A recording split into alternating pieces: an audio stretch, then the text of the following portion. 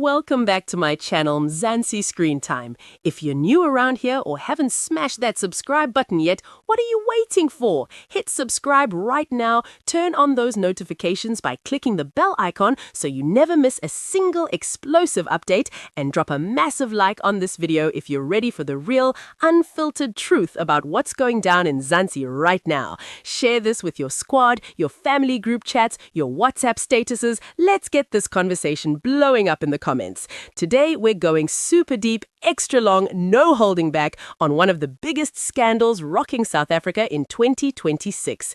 Lieutenant General Dumisani Khumalo's jaw-dropping testimony before Parliament's ad hoc committee, where he straight up admitted that some SAPS officers might know and possibly even be involved in who ordered the cold-blooded murders of DJ Warras, Witness D, Marius van der Merwe, Babita Deokaran, and others. This isn't gossip, fam. This is potential police corruption at the highest levels, cartels running the show in Gauteng, whistleblowers getting silenced, and our justice system looking compromised. We're breaking it all down, step by step, with every detail, timeline, reaction, and implication. Grab your snacks, settle in. This is going to be a long one. Let's dive in. First, let's rewind and set the full context so you understand why this testimony hit like a bomb. Back in July 2025, Lieutenant General Nhlanhla Mkhwanazi, the KwaZulu-Natal SAPS commissioner, dropped massive allegations in a press briefing. He accused top brass, including Police Minister Senzo Mkhunu, of political interference, corruption, and letting organized crime infiltrate the criminal justice system. That sparked the ad hoc committee in Parliament to investigate these claims of corruption, sabotage, and political meddling in SAPS and beyond. The committee heard from witnesses like former Acting National Commissioner Khomotso Plahlane, who talked about rogue units and pressure from politicians. Then, in early 2026, they called in Lieutenant General Dumisani Khumalo, head of SAPS Crime Intelligence Division, one of the most powerful units supposed to fight organized crime from the shadows. Khumalo testified over 2 days, January 15 and 16, 2026, in Cape Town at the Good Hope Chambers. This man is no small fry. He runs crime intelligence, previously led the political killings task team, and has been in the hot seat before, including testifying at the Madlanga Commission in 2025 about fake assassinations and the so-called Big Five cartels. But his own record isn't clean. He was arrested in 2025 with 6 other senior officers on fraud and corruption charges related to appointments in his division. Khumalo called it a setup to discredit him ahead of these hearings, and during questioning from EFF leader Julius Malema, he explained how the arrest damaged his reputation but didn't break him.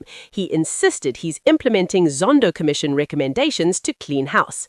The real fireworks exploded toward the end when committee chairperson Molapi Soviet Leganyane asked direct, no-nonsense questions about high-profile murders.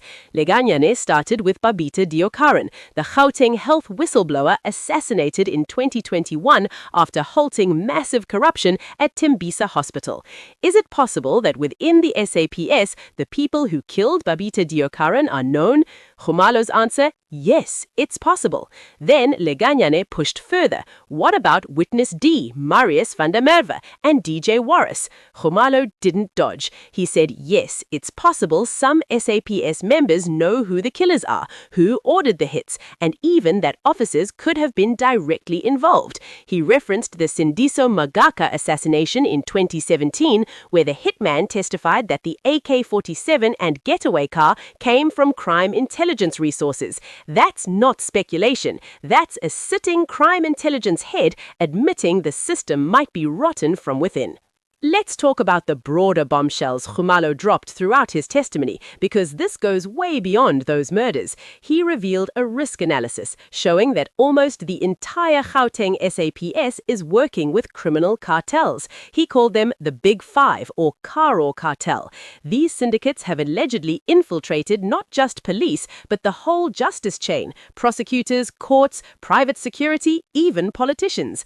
Khumalo described how highly trained SAPS combat members moonlight for cartels outside hours, providing protection for cash. He talked about counterintelligence ops, where evidence from Gauteng cases got compromised because local officers were linked to suspects. In one example, after the murder of Armand Swart, threats came from a former SAPS member identified as a hit organizer for a syndicate, so Khumalo pulled in the KZN PKTT team instead of risking Gauteng cops. He urged Parliament for unprecedented interventions because standard fixes won't cut it anymore. The rot is too deep. Now, let's zoom in on the victims, because behind these admissions are real people, real families, shattered. Start with DJ Warras, real name Warwick Stock, the beloved DJ, broadcaster and vibe king who lit up radio, podcasts and Mzansi nightlife.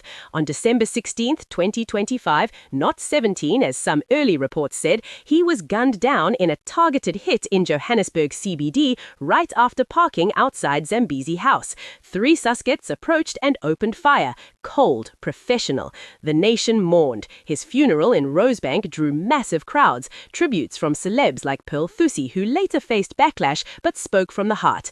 Investigation moved quick. 2 suspects arrested by late December, but the spotlight is on Victor Mthethwa Majola, 44, accused of being the mastermind, premeditated murder and conspiracy. He appeared in Johannesburg Magistrates Court multiple times in January 2026 for bail hearings. The state opposed bail hard, citing recordings allegedly showing he orchestrated it.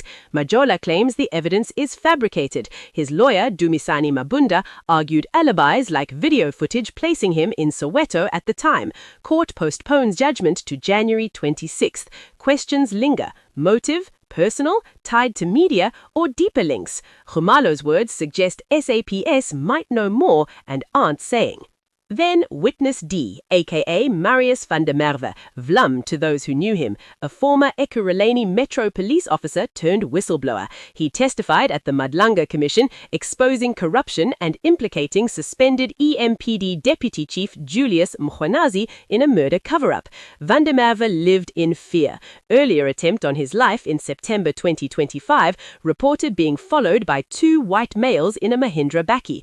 On December 5th, just after arriving home with his wife Leanne McLean and kids, assassins opened fire with an AK-47 in front of his family. He tried to draw his weapon but was cut down. CCTV captured his final moments confronting the killers.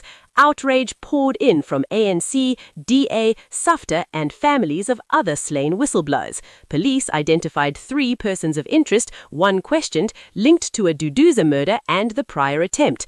A white Chevrolet Bakkie abandoned in Alexandria matched descriptions, taken for forensics. National Commissioner Fanny Masemoela visited the family, promised breakthroughs, but the killing sparked fears of a hit list on whistleblowers and private security pros speaking out. Khumalo admitting SAPS might know the order givers, chilling. Social media went nuclear after Khumalo's testimony. X, formerly Twitter, exploded, people calling him a man of integrity, others saying spill everything, posts like the man is speaking nothing but the truth, jokes about giving him a bells, debates on evidence tampering. One user summed it, South Africa is a movie. Parliament condemned the killings, DA pushed for whistleblower protections, but families demand real action. What does this mean for us in Mzansi? Trust in SAPS is crumbling, with murder rates sky high, backlogs endless, and now admissions that cartels might control Gauteng stations. Khumalo's push for drastic reforms could be a turning point, or just more talk. Is he a hero exposing the truth, or part of the mess given his arrest? The ad hoc committee wraps soon. Mkhwanazi last witness. We need accountability, protection for those who speak out, and a total overhaul. Fam, that's the full extra long breakdown. No sugarcoating. What shocked you most? Khumalo's yes, it's possible? The cartel infiltration? The unsolved murders? Drop it in the comments. I read every one. Like if you're angry, subscribe for more deep dives, share to spread the word. Until next time, stay vigilant, stay safe out there in Mzansi. Peace.